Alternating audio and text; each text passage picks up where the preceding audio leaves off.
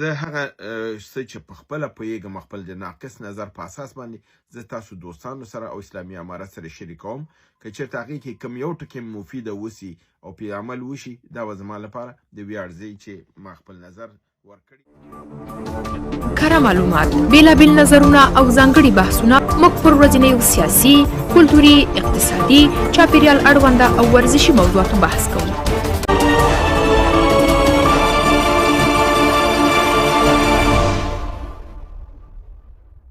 ګرانو هېوادوالو سلامونه احترامات مې ومنئ. نن 24 د فبروري کال 2016 چې د سې شنبې ورځ سره سمون خوري د روژې مبارکې اوومه ورځ ده ستاسو خدمت کې حاضر یم. د نن ورځ موضوعات زموږ نړیوال موضوعات دي او خپل د مملکت سیمه ییز موضوعات دي. په دې باندې سره خبرې کوو. نن مې نور جهادي راپورونه نه دي راخیستي، هغه به انشاءالله سبا ته ستاسو خدمت کې وړاندې کړم ځکه دا موضوعات مهم دي او په دې باندې چون د سیمې او د نړۍ موضوعات تړلي دي په دې باندې بحث کوو. د ټول لومړی مهم خبر دا دی چې د پاکستان د بریدونو نه پس او د پاکستان د ارادو نه پس چې دا ظاهره کړله چې دوی به نور بریدونه هم په افغانستان لري او دا بریدونه به نه متوقف کیږي او په عین حال کې د افغانستان کې د رژیم تغییرولو ښکاره خبرې کوي چې رژیم به بدلیږي او تر دې حد هم دا دی کوي چې جبهې مقاومت هم دننه به خپل فعالیتونه شروع کوي او په نظام په مقابل کې او دوی به هم دا کوي چې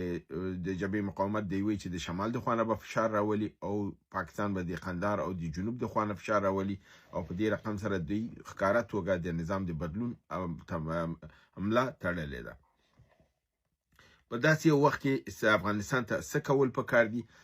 د دوستانو پوښتنه همدا وه د بعضو دغه دا و چې زموږ ستراتیژي باید څه او څه رقم کولی شو د دې پاکستان مخه ونیول شي او څه اقدامات اسلامي امارت ته پکار دي چې دا باید وکړي. زما په نظر باندې اول د ټول نه مهم دا دی چې د دې برید نه پس چې دوی په دې ولایتو کې دا تکراري عمل دی نو دوی باید اوله کې یو کنفرانس امنیتي په کابل کې انعقاد کی را وغواړي او په دې کې د ګاونډي ملکونه روسیا، هند، چین، ایران، ترکیه، عربستان سعودي، قطر او کوم یو چې نور زی داخله ممالک او څوک علاقه لري د کنفرانس د راوبلل شي او په دې کنفرانس کې د هغه اسناد چې دغه حملې په نتیجه کې منځته راغلي دي او هغه ادعاګانې چې پاکستان کوي چې موږ ګواکې دلته اډې وهلي دا مستند شي او دوی ته وړاندې شي تر څو دغه خبره په نړیوال سټیج باندې راشي او د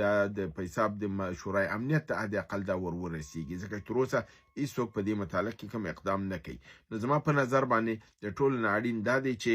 دلته یو امنیتي کنفرانس کابل کې د وزارت خارجه د خوا نه راوغوښتل شي. دویم پیشنهاد زما دا دی چې د میډیا نړیواله میډیا دی راوبلل شي او سیمې ته د ویوړل شي تر څو دا سیمه کې کومه دا چې پاکستان کوي هغه مستنده توګه دوی ته وښودل شي چې د پاکستان دا کاذبانه ده کوم هغه چې دا لري چې موږ دلته اډې وهلې دي او 10 کسه د قومندانان مو شهیدان کړي دي دا ورته وښودل شي د ټول ملکی خلک دي ملکی کورونه دي او دلته کوم اډه نشته دی او په عین حال کې د دغه میډیا د ګروپ سره چې فرضاً د الجزیره میډیا راوغوښتل شي معذرت غواړم بی بی سی راوغوښتل شي نورې میډیاګانې د نړۍ چې کوم یو راوغوښتلی شي هغه راوغوښتل شي او د دې سره دغه ډیپلوماتان هم یو ځای لاړ شي چې دواړه دا سروې مشترکه توګه وکړي میډیا یې ریکارډ کړي او ډیپلوماتان یې نوټ کړي او خپل ملکونو ته یې راپوره کړي او په دې کې ضمن کې د پاکستان ناظم الامور چې دی دا په جبري توګه د دې ډلې سره بوتللی شي او هغه ته وویل شي چې راشه موږ ته ثابته کړه او د دې ډیپلوماتانو ته تشریح ورکړه چې کوم ځای کې ستا اډه وه کوم ځای تا وهلی دی چې دا په خپله هلته اوسي او دی خجالته شي او دی خپل راپور کې خپل دغې ته دا وشي لیکلی چې تاسو دروغ وایي دلته ځواب مشکله کیږي. دریم زما دغه دا دی چې دغه حادثه چې شوې ده دا وقوع چې شوې ده د دې اسناد مستنده کړلی شي د دې فلمونه جوړ شي د راپورونه جوړ شي او دا د همدغې ملکونو په ذریعه باندې شورای امنیت سره ګډ کړلی شي هغې سره په ګډون باندې دا ده چې هغې دی خبر کړي. څلورم زما دغه دا دی چې د پاکستان سفارت دی مسدود او د دې سره د ډیپلوماتیک انقطاع وشي تر څو چې یو بل فشار ډیپلوماتیک په دوی راشي یعنی څنګه چې د تورخم دروازه تړل شوې ده داسې د پاکستان د سفارت دروازه هم باید وتړل شي. پنځم زما دغه دا دی چې د هغه طرف د کرخه کې چې کوم دغه روان دی غبرګون د نظام په مقابل کې روان دی د هغه عمل ته دننه حمایت شي د دننه د فتوا مسله واخیستل شي علماو ته ویل شي او هغې علما وسول شي چې خپل د مبارزه ګړندۍ کی او د هغې په مقابل کې ودرېږي خپله مستقیما پکې خپله مستقیما پکې مداخله ونه کړي مګر هم په غیر مستقیمه توګه چې کوم اثر لري هغه ځکه چې هغې مستقیمه حمله کوي په موږ باندې او موږ تاسو غیر مستقیم هلته وسایل لرو د هغې نه باید استفاده وشي او وم خبره دا ده چې د دفاعي نظام د تقویې لپاره ګړندي ګامونه اوچت کړلی شي ځکه چې تر کومه به پاکستان جهازونه به راځي او بیرته به روغ ځي تر کومه به د ډرون راځي او بیرته به روغ ځي د جهاز په مقابل کې د جهاز ضرورت دی د راکټ په مقابل کې د راکټ او د ډرون په مقابل کې د ډرون ضرورت دی او د ده لپاره د دفاعي نظام تقویه کول ارتقا ورکول او په دې کې د هغه ممالکو نه چې ډېره علاقه لري د هغې نه ګټه اخیستل نهایت اړین دی چې هغې کې چین روسیه او هند ټول شاملېدی شي حتی ترکیه هم چلان راځمه په نړیوالو موضوعاتو کې نتنیاهو وایي چې هغه د یو نوي نړیوال اتحاد په جوړولو باندې بوخت دی او د دې مقصد او هدف دا دی چې دا په یو مقصد او یو هدف د ترهګري نظریاتو په مقابل کې سره ودرېږي او دا خبره دی داسې وخت کې کړې ده چې سبا ته یعنی 15 د همدغه فبروري د میاشتې نریندر مودي اسرائیل ته روان دی او دوی وایي چې د هندوستان سره په شراکت سره دوی به د شیعه په حساب ترهګرو په مقابل کې او د سنی ترهګرو یعنی د توندرو کلمه استعمال کړې ده د شیعه توندرو او د سنی توندرو په مقابل کې یو متحدانه اتحاد به جوړ کو په دې کې دی وی چې هگزاگون الاینس مطلب دا دی چې شپږ ملکونه به شپږ ملکه به خدای نه دی ویلي چې دا شپږ ملکونه به کمی خپل هند اسرائیل دی او په دوه نورې پکې قبرس او یونان دي چې هغه ډېر وړوکي او دومره توانا مملکتونه نه دي خو دوه نورو ملکونو نومونه نه دي اخیستي او دا ټولې په شک کې اچولې دي ممکنه ده چې دا امارات متحده او عربستان سعودي اوسي ممکنه ده چې دا عربستان سعودي او پاکستان اوسي خو دغه شی ته د اشاره کړې ده چې دا دغه دی او یو بل خبر په اساس ما واورېدل چې ویل و مملکت دي که و مملکت بیا نو دا شپږ زلعي اتحاد نه دی یعنی هگزاگون نه دی دغه دی د دنه زیات دی نو په دې مطلب باندې دوی دا دغه کړی دی چې دغه اتحاد به چی یعنی د دې دا فکر کوي چې ترکیه سعودي او پاکستان کې دی شي یو طرف دی او اسرائیل او امارات متحده او هند به بل طرف دی او د دې په دغه به د شیعه او د سنی توندرو په مقابل کې اسرائیل وایي چې موږ د شیعه سره مستقیما فعلا په جنگ کې سو چې هدف ایران نه دی اقدام وهلی دی او وهوی پاتې د شیعه نه بعد د سنی نوی راپاسیدون کې حرکت چې خطر باینده کې جوړي چې هغه باندې په بل بحث کړو تاسو برنامه کې به لیدلی چې ما ویلو چې دوی وایي چې ترکیه موږ ته راتلونکي یو خطر دی نفتالی د دوی پخواني صدر اعظم دا خبره کړې وه اوس دوی دا وایي چې د نوي سني خطر را برسره کېدو سره باید موږ تیار اوسو او نوي را برسره کېدونه سني خطر نه مطلب د ترکیه سعودي او د پاکستان د اتحاد جوړېدونکی دی او د دې نه دی وایي چې دی نه به موږ ته لوی خطر جوړېږي در حال چې پاکستان او ترکیه او دا ټول دی سره مخفي لاره لري چې نه پوهېږم دا خبره دوی د نفاق اچولو لپاره کوي د شک اچولو لپاره کوي یا د کم بنیاد باندې کوي خو دا خبره دوی کړې ده چې دغه اتحاد به جوړېږي او دې اساس باندې به دوی دا کوي بل خبر دا دی چې ټرمپ وایي چې لومړي پړاو کې به محدود حملې وشي چې نوم ورته لیمیټډ سټرایک ایښی دی یعنی محدود حملې به وشي قوي حمله به نه او بیا به دوی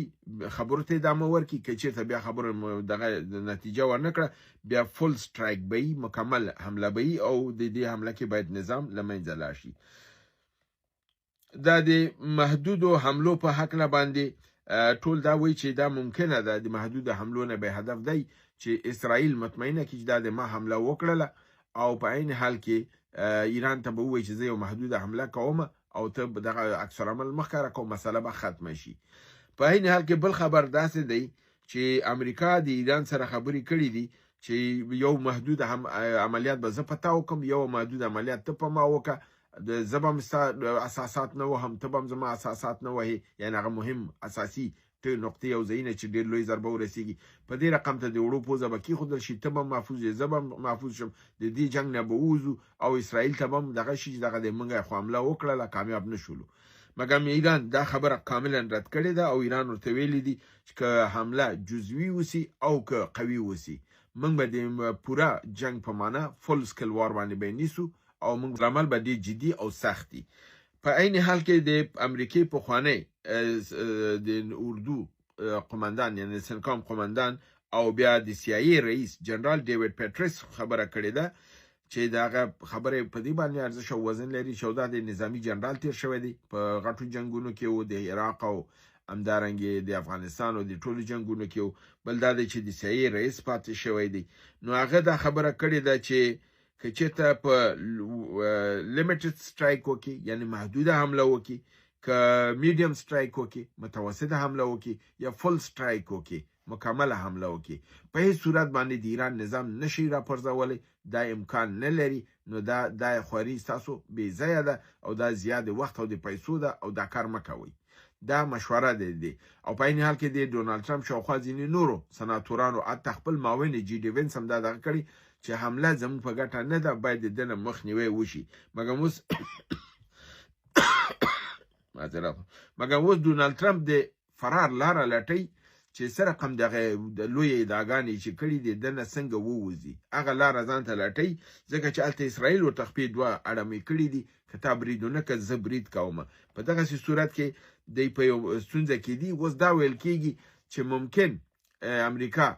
برید وکړي، محدود یو برید په دې وکړي 2 ورځې بعد یا 3 ورځې بعد، دا امکانات لري، ځکه چې د پنجشنبې په ورځ باید ایران خپل مسوده وسپاري او جمعې په ورځ کې چېرته مسوده دی قابل قبول و نو دی به مذاکرات ته کینی. که مذاکرات ته کېناستل نتیجې ته رسېږي نو دی به بیا حمله نه کوي. چې حمله نه کوي نو هلته بیا په امریکا د فشار راځي چې تا خو ډېرې غټې ویشتلې، ډوزې دې کولې او تا نتیجه د 0 وته، او که حمله کوي او ماته خوري او د ضربه کېږي هلته هم امریکا وضع خرابېږي، او که حمله نه کوي او داسې غلی پاتې کېږي اسرائیل حمله کوي، په هغه صورت کې امریکا لپاره ستونزه پیدا کېږي. په دغه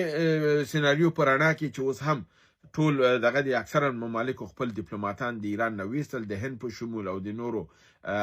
اروپایي مملکتونو په شمول باندې استرالیا همدارنګه نورو دوی دا ټول دغه کړی دی چې حمله ممکنه ده، هر زمان ممکنه ده، د لپاره خپل وګړي یې د په ایران نه ایستلو ته اړ کړي دي. خو ایران او د روسیې یو نوې معاهده کړې ده چې یو نوې میزایل چې هغه په حساب د اوږې نه د فضا ته فیر کېږي او ډېر مؤثر دی، د ده یو نوې قرارداد یې کړی دی چې دا په نامه د وربا سیستم باندې یادېږي، او په عین حال کې د دې نه 1500 دانې دغه کړي دي چې دا به ترلاسه کوي، او 9M336 راکټ لانچ دغه میزایل 9M336 یعنی 9.336 دا دغه اډر کړي دي، دې نه حدود دی 3000 دانې دې نه اډر کړي دي. او د دې معاهدې دا کې د دسمبر د میاشتې 2015 کې دا معاهده دوی امضا کړې وه او د دې ارزښت د 509 میلیونه ډالر دی. د دې باندې به دا میزایلونه پاک ایران ته ورکول کیږي او د دې دغه دا دی چې دا په اوږه باندې یو نفر انتقالولی شي او دا تیاری وهلی شي. د رینج 6 کیلومتره فضا کې دی، یعنی 6 کیلومتره فضا کې که جهاز شیرازي دی وهلی شي، او وایي چې دا ډېره مؤثره اسلحه ده او دا د دې قرارداد کړی دا دوی ته ورکوي. همدارنګه د پاکستان د حملو په متعلق پاکستان دا ادعا کوي چې دغه دوی چې دا کم بریدونه کړي دي دا د یو راپور په اساس دي کړي دي، او دې کې چې کم نفر د ایشته دی د TTP د قماندانانو په نامه د اختر محمود دی، او ویل کېږي چې دا راپور ورته مجلس احرار ورکړی دی. دوی وایي چې دا مجلس احرار یو حرکت دی چې په حدود 1.5 مجاهدین لري، دا په افغانستان کې دی، او دوی دا خبر دوی ته ورکړی دی، او د دې خبر په اساس باندې پکتیا کې او په پکتیکا کې او په ننګرهار کې دوی برید کړی دی او دغه نفر موجود. په عین حال کې بل خبر دوی دا ورکوي چې په پکتیکا کې د مجلس احرار او د TTP ترمنځ جنگ شوی دی او 8 تنه پکې وژل شوي دي. نو دا ادعي خبر دی، ممکن دا خبر دی کاملا دقیق نه د اختلافاتو اچولو لپاره، د شک اچولو لپاره، د جهادي ډلو په منځ کې چې د هغې دی په مقابل کې جنګیږي او د دې نه دوی دغه رنګې یو منفي استفاده او پروپاګند کوي. نو دغه رقم دا ادعا د دوی ده او چې تر کومه حقیقت دی یا نور دا معلومات به لوستو لاسته راځي. په همدې هیله چې برنامه واورئ، وګورئ، خوښه کړئ او دوستانو سره شریکه کړئ. تر بل برنامې چې تاسو حضور ته حاضرې کوم، تاسو په لوی پروردګار د عالمیانو سپارم. وما علینا الا البلاغ.